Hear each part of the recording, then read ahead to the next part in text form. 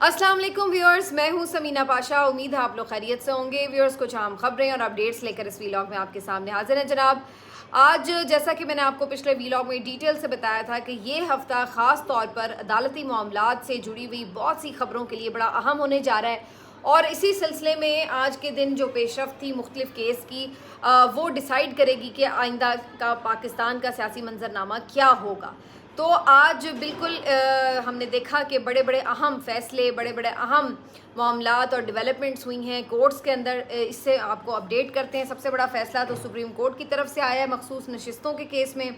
इसके साथ साथ आज परवेज़ इलाही साहब के लिए भी एक फ़ैसला आया इस्लामाबाद हाई कोर्ट से। सिंध हाई कोर्ट में पीटीआई को जलसा देने के केस की इजाज़त के हवाले से जो मामलात थे उसमें chief justice Sindh high court के रिमार्क्स बड़े इंपॉर्टेंट। और फिर काजी साहब ने फैज़ाबाद धरना केस में आज क्या कुछ कहा, ये भी बड़ा बताना ज़रूरी है आपको। और इन तमाम सूरत हाल के हंगाम खबरें, दो खबरें जो हैं वो सियासी मामलात से जुड़ी हुई, जहां पर शेर अफजल मरवत साहब पब्लिक अकाउंट्स कमेटी के चेयरमैन के तौर पर अब नामजद नहीं रहे, बल्कि शेख वक्कास अकरम साहब को इस ओहदे के लिए पीटीआई की तरफ से नामजद कर दिया गया है। इसके ऊपर भी थोड़ी डिटेल बताएंगे। और एक अहम मुलाकात हुई है जी अमरीकी सफ़ीर की बैरिस्टर गौहर से, असद कैसर से और फिर पीटीआई की दीगर जो लीडरशिप है उमर अयूब साहब से। ये बड़ी इंपॉर्टेंट डेवलपमेंट है, इसके ऊपर भी बात करते हैं। आपसे रिक्वेस्ट है कि चैनल को सब्सक्राइब कर लें अगर अभी तक सब्सक्राइब नहीं किया। तो सबसे पहले जी बात करेंगे सुप्रीम कोर्ट ऑफ पाकिस्तान से, जहां पर आज आइन की, कानून की, जमहूरियत की फतह का दिन है। और अभी हतमी फ़ैसला तो नहीं आया, लेकिन जो इंटरम ऑर्डर आया है, जो अबूरी फ़ैसला आया है, वो बहुत ही इम्पॉर्टेंट है। और इसमें जो हियरिंग के दौरान रिमार्क्स आए हैं उससे ये अंदाज़ा लगाना मुश्किल नहीं है कि कोई भी बेंच बने इस सारे मामले को इतनी आसानी से हज़म करके पीटीआई की ये जो नशस्तें हैं ये दूसरी जमातों में बांटी नहीं जा सकेंगी। आज सबसे पहले तो इस बात पे समाअत होना थी कि ये केस काबिल समाअत है या नहीं है। दूसरा, इस केस में आज पीटीआई की तरफ से ये फौरी इस्तदा की गई थी कि जो मुअत्तल किया जाए, डी नोटिफाई किया जाए एक्स्ट्रा नशस्तें जो दी गई हैं इलेक्शन कमीशन की तरफ से बाकी जमातों को। तो ये वाले मामले पे बात होनी थी। तीसरा, इसमें आज हुकूमत की तरफ से ये इस्तदा की गई कि इस मामले के ऊपर 3 रुकनी बेंच फैसला ना करे बल्कि लार्जर बेंच बनाया जाए, क्योंकि ये कॉन्स्टिट्यूशन से जुड़ा हुआ मामला है। जहाँ पर आइनी तशरीह की बात आए वहाँ पर लार्जर बेंच बनेगा। ये प्रैक्टिस एंड प्रोसीजर एक्ट जो है उसमें बात तय हुई थी। तो ये 3 चीज़ों के ऊपर आज फैसला होना था। और आज इन 3 चीज़ों के ऊपर क्या फ़ैसला हुआ है मैं आपको बता देती हूँ। सबसे पहले तो सुप्रीम कोर्ट ऑफ पाकिस्तान ने पीटीआई को ये एक बड़ा उनका जो मुतालबा था उसे मंजूर किया कि जो एक्स्ट्रा नशस्तें दी गई थी मुख्तलिफ जमातों को, जो तकरीबन 23 के करीब बनती हैं, उनको उन्होंने डी नोटिफाई कर दिया है और वो नशस्तें अब वापस फ़िलहाल इनसे ले ली गई हैं। पीटीआई को भी नहीं दी गई, लेकिन वापस इन जमातों से ले ली गई हैं। एक चीज़। दूसरा, इसमें जो दूसरा मामला था कि काबिल समाअत है या नहीं, बिल्कुल इसको इन्होंने डिक्लेयर कर दिया, ये काबिल समाअत है, मेंटेनेबल इनको करार दिया गया है एप्लीकेशंस को। तीसरा, इस मामले के ऊपर ये कि यही बेंच सुनेगा या फिर लार्जर बेंच सुनेगा, तो इसके ऊपर जो मामला है वो जजेस कमेटी को भेज दिया गया है। अब नए सिरे से इसका बेंच बनेगा और लार्जर बेंच बनेगा। और इस लार्जर बेंच में क्या यही तीनों जजेस भी शामिल होंगे या नहीं, ये भी फ़ैसला जजेस कमेटी ही करेगी। और इसके साथ साथ ये भी तय किया गया है कि 3 जून तक इसकी समाअत मुलतवी की गई है, जिसके बाद रोज़ाना की बुनियाद पर समाअत होगी। तो एक लंबा गैप ज़रूर है, लेकिन उसके बाद जब समाअत के लिए लगेगा केस तो फिर डेली बेसिस पर होगा। तो होपफुली एक आध हफ्ते में ही इस केस का फ़ैसला भी आ जाएगा और फिर ये परमानेंटली मसला हल हो जाएगा कि ये नशस्तों का होना क्या है। तो ये तीनों पे जो फैसले आए हैं वो तो मैंने आपको बता दिया। अब ज़रा आ जाते हैं रिमार्क्स क्या हैं। बड़े ज़बरदस्त हेयरिंग थी जी, सुनने वाली हेयरिंग थी। और जस्टिस अतर मिनल्ला एज़ एक्सपेक्टेड बहुत ज़बरदस्त उनके क्वेश्चंस थे। उन्होंने इसके ऊपर जो हुकूमती वकील थे उनकी तरफ से भी क्वेश्चंस रेज़ किए, तो बड़े इंटरेस्टिंग थे कि आपको जब मालूम है कि ये नशस्तें जो हैं वो जिस जमात ने जितनी जनरल नशस्तें जीती होती हैं उसके तनासुब से दी जाती हैं, तो ये कैसे हो सकता है कि तनासुब से ज़्यादा नशस्तें जो हैं वो दूसरी जमातों में बांट दी जाएँ।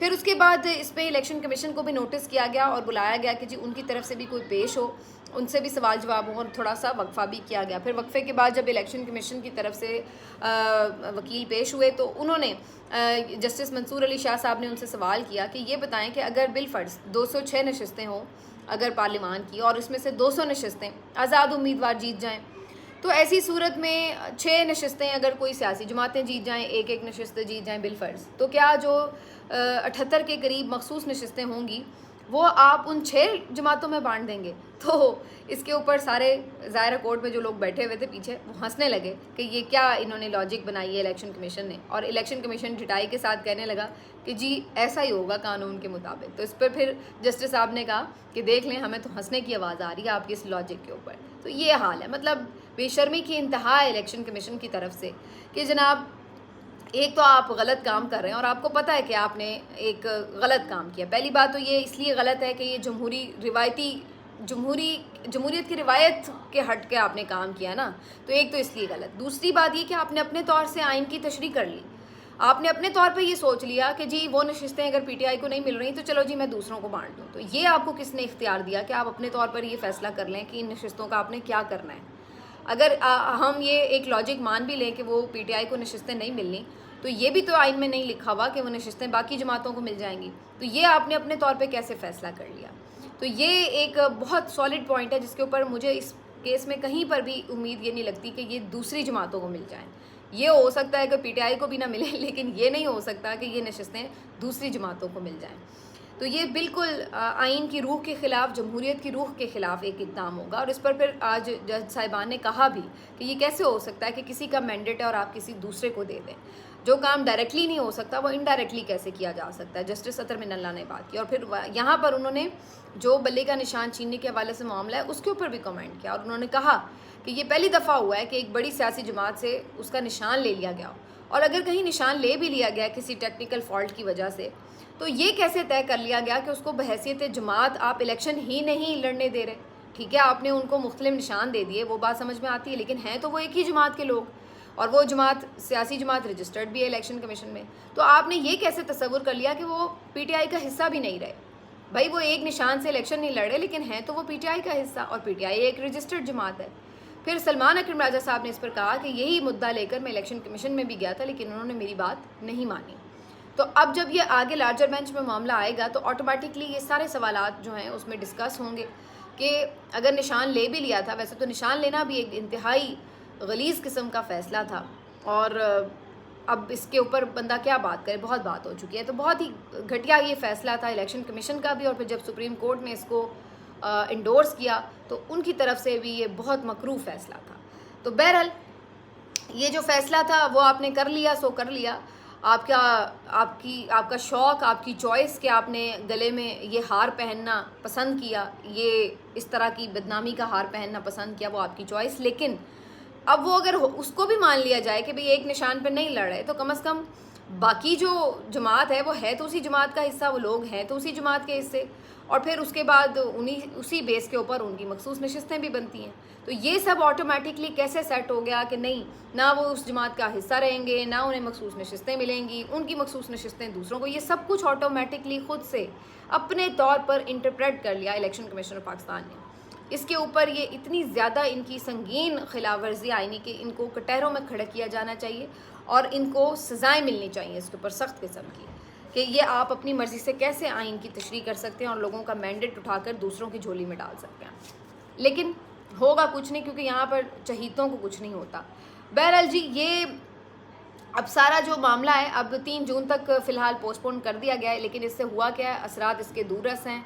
जस्टिस साहब ने आज बड़ा वोकली कहा है कि ये जो लोग हैं जिनको डी नोटिफाई किया जा रहा है, मुअत्तल किया जा रहा है, ये लोग किसी कानून साजी में हिस्सा नहीं बन सकते। यानी अगर ये आइनी तरमीम अगर इस दौरान इस महीने के अंदर हुकूमत लेकर आती है तो ये लोग वोट नहीं कर सकेंगे, लिहाजा इनके पास 2/3 मेजॉरिटी अब बाकी नहीं है इस वक्त।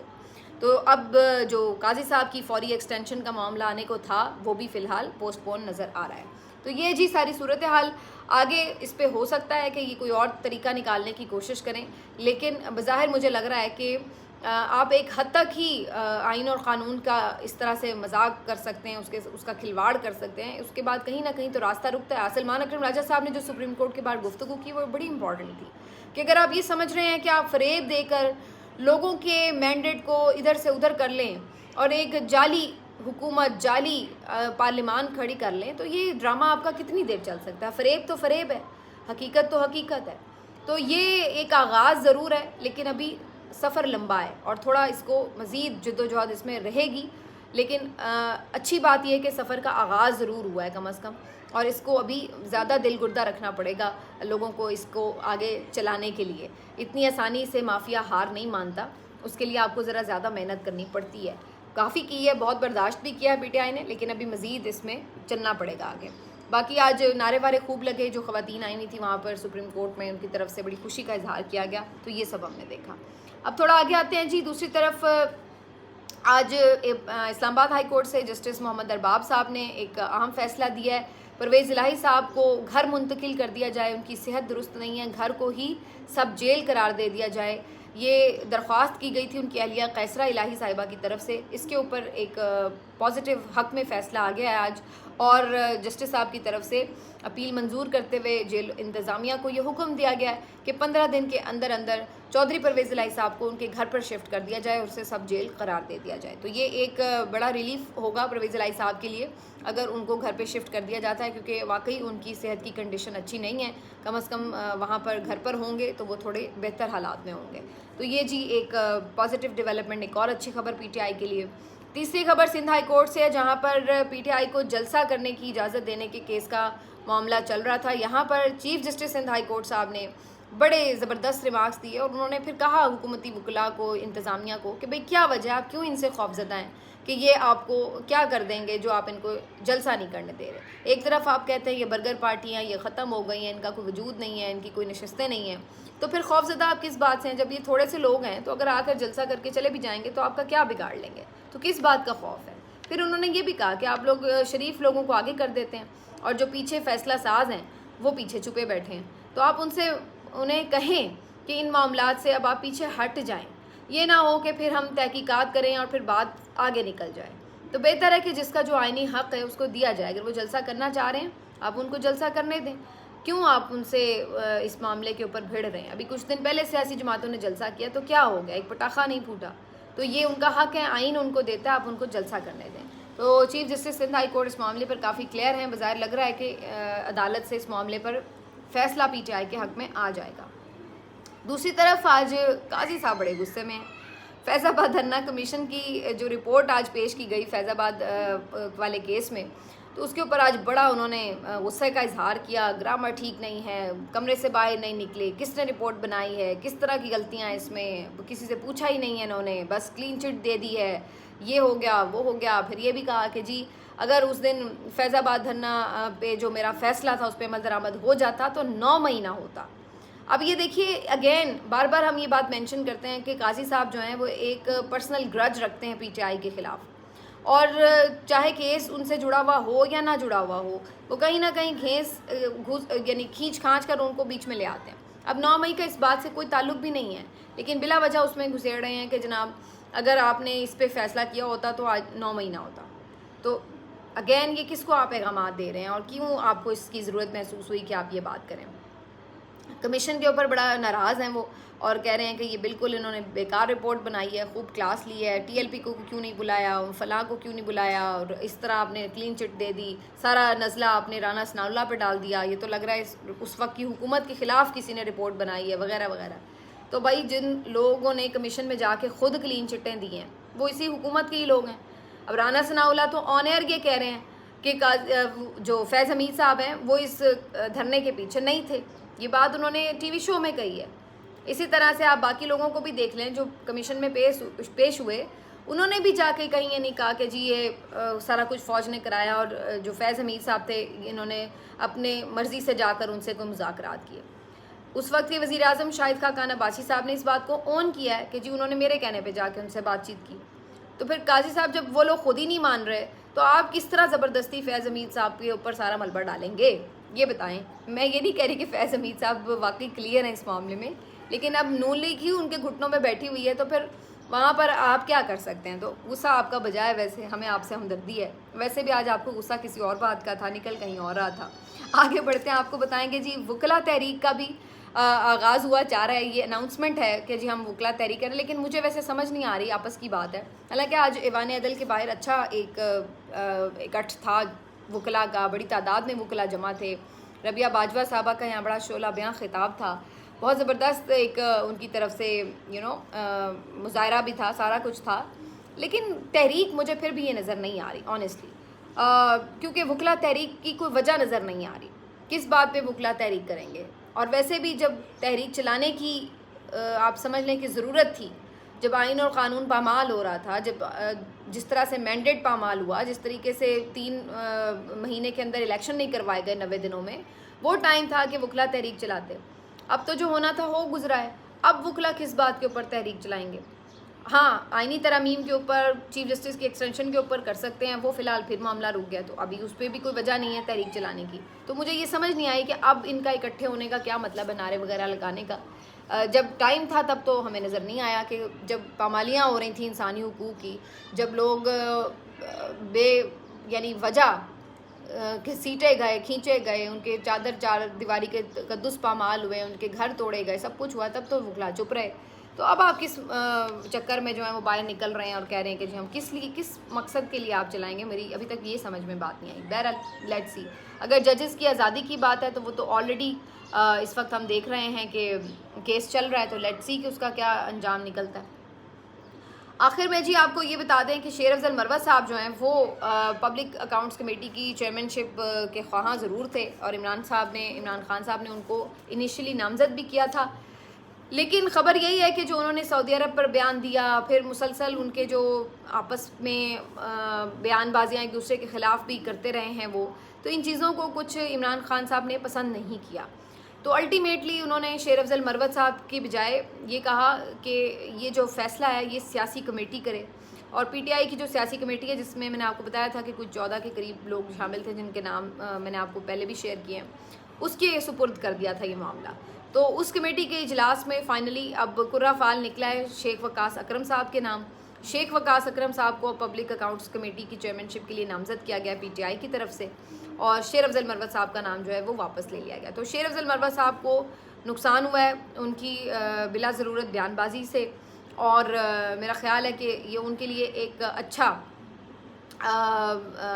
लेसन भी है कि हर वक्त बिला वजह नहीं बोला जाता, सोच समझ के बात की जाती है, वरना आपको नुकसान भी होता है बाज़ औक़ात। तो ये एक मैसेज ज़रूर उन्हें मिला है, लेकिन उनके साथ कुछ अच्छा इसलिए नहीं हुआ कि उनके भाई की उधर से कैबिनेट से भी छुट्टी हो गई है, और उधर से शेर अफजल मरवत साहब को भी पब्लिक अकाउंट्स कमेटी की चेयरमैनशिप नहीं मिली। लेकिन मेरा ख्याल है कि इस मामले के ऊपर मज़ीद उन्हें कोई बयानबाजी करनी नहीं चाहिए, इस मामले पे खामोशी इख्तियार करनी चाहिए। अगर आप ये कहते थे कि मुझे ओहदों में कोई इंटरेस्ट नहीं है, मैं तो इमरान खान का सिपाही हूँ और मैं उसकी आज़ादी के लिए जद्दोजहद करना चाहता हूँ, और मैं जो है वो कोई ओहदे का लालच नहीं रखता, तो अगर ये बात आपकी जेन्युइन है, सच है, तो आप अपना काम जारी रखें। और ये बात माननी पड़ेगी कि शेर अफजल मरवत साहब हर रोज़ कहीं ना कहीं कोई गैदरिंग कर रहे हैं, प्रोटेस्ट में शामिल होते हैं, बहुत मुतहरिक नज़र आते हैं, तो ये अच्छी बात है, आप अपनी मेहनत जारी रखें। अगर वाकई आपको ओहदों का लालच नहीं है तो इस मामले के ऊपर मेरा ख्याल है मज़ीद बयानबाजी नहीं होनी चाहिए। अगर आप बयानबाजी करेंगे तो ये फिर बात इख्तलाफात में भी आएगी, और ये बात इस बात को भी तक़वियत देगी कि फिर इसका मतलब है आप वाकई ओहदा ही चाहते थे, इसीलिए आप उसके लिए कोई लॉबिंग भी कर रहे थे। तो बहरहाल ये अब सारा मामला है। वी होप शेख वकास अकरम साहब जो हैं बहुत अच्छी चॉइस है, नो डाउट। शेख वकास अकरम साहब भी बड़े लॉयल भी रहे हैं पीटीआई के लिए, और अच्छे सियासतदान हैं, दबंग भी हैं, कोई ख़ास उनके ऊपर ऐसा करप्शन का चार्ज वगैरह भी नहीं है, और मैं समझती हूँ कि वो बहुत समझदार भी हैं, और ख़ुद चूँकि मुख्तलिफ यानी एक सियासी सफ़र उनका रहा है, तो मुझे ये भी लगता है कि इवन हुकूमत को भी उनके नाम पे कोई एतराज़ नहीं होगा। तो लेट्स सी कि जी ये फ़ाइनल हो गया अब मामला, इसको अब आगे कैसे बढ़ाया जाता है। इंशाल्लाह फिर आपसे मुलाकात होगी, अपना ख्याल रखिए, अल्लाह हाफ़िज़।